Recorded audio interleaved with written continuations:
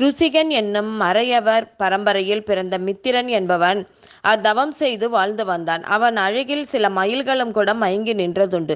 ஒரு நாள் கந்தர்வனான காசிராவணன் என்பவனின் மகளான மனோஞ்சை என்ற அழகு மயில் தன் தோழிகளுடன் அவ்வனத்தில் அங்கும் இங்கும் உலவியபடி பாடிக்கொண்டே அவன் இருக்குமிடம் வந்தன. இனிமையான குரலை கேட்டு தவம் கலைந்த அவன் தன் எதிரே நிற்கும் பெண்ணை பார்த்தான்.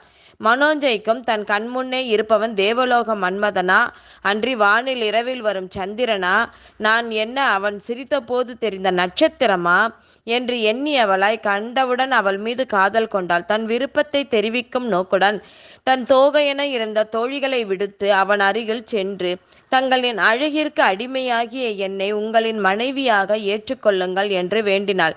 பெண்ணே, வீணாக என் கோபத்திற்கு ஆளாகாதே. நான் பிரம்மச்சரிய விரதமிருந்து தவம் செய்து வருபவன். என் தவத்தை ஏற்கனவே உன் பாடலின் மூலம் கலைத்து விட்டாய். இனியும் பேசி என் தவத்தை கெடுக்காமல் வந்த வழியே சென்று விடு என்றான். அதற்கவள், மன்மதனே, இந்த இளம் வயதில் ஏன் இந்த தவமெல்லாம்? என் வார்த்தையை கேள். உன் விரதத்தை விடு.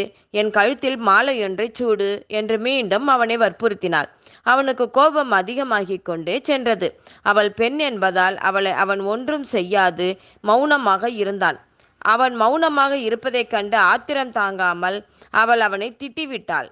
திட்டியதை கேட்டதும் கடும் சினம் கொண்ட மித்திரன், என் தவத்தை கெடுத்த பெண்ணை நீ பிசாசாக கடவாய் என்று சபித்தான்.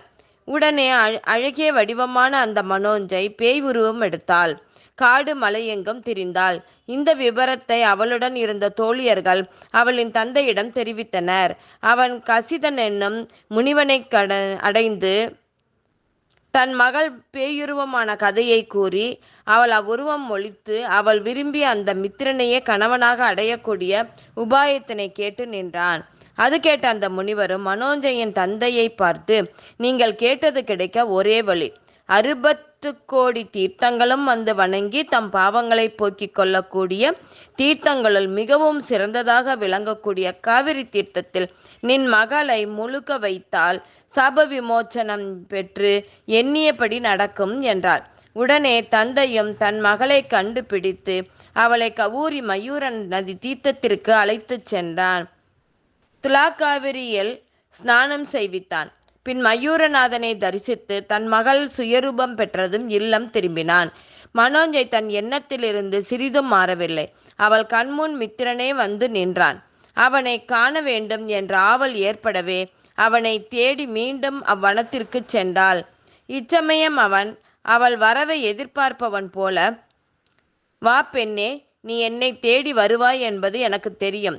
என் கனவிலும் நீ அல்லவோ வந்து நிற்கின்றாய். மின்னலாய் மறைகின்றாய், அந்தியாய் சிரிக்கின்றாய், அல்லியாய் சிவக்கின்றாய். தேனை போல உன் நினைவுகளை இனிக்கின்றன. உன்னை கண்டவுடன் என் இதயமே சிலிர்க்கின்றது என்று பலவாறு புகழ்ந்துரைத்தான்.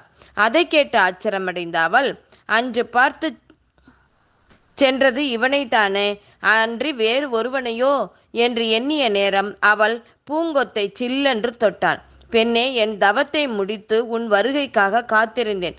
நல்லதொரு முகூர்த்தத்தில் நாம் இருவரும் மணந்து கொண்டு இன்புற்று வாழ்வோம் என்றான்.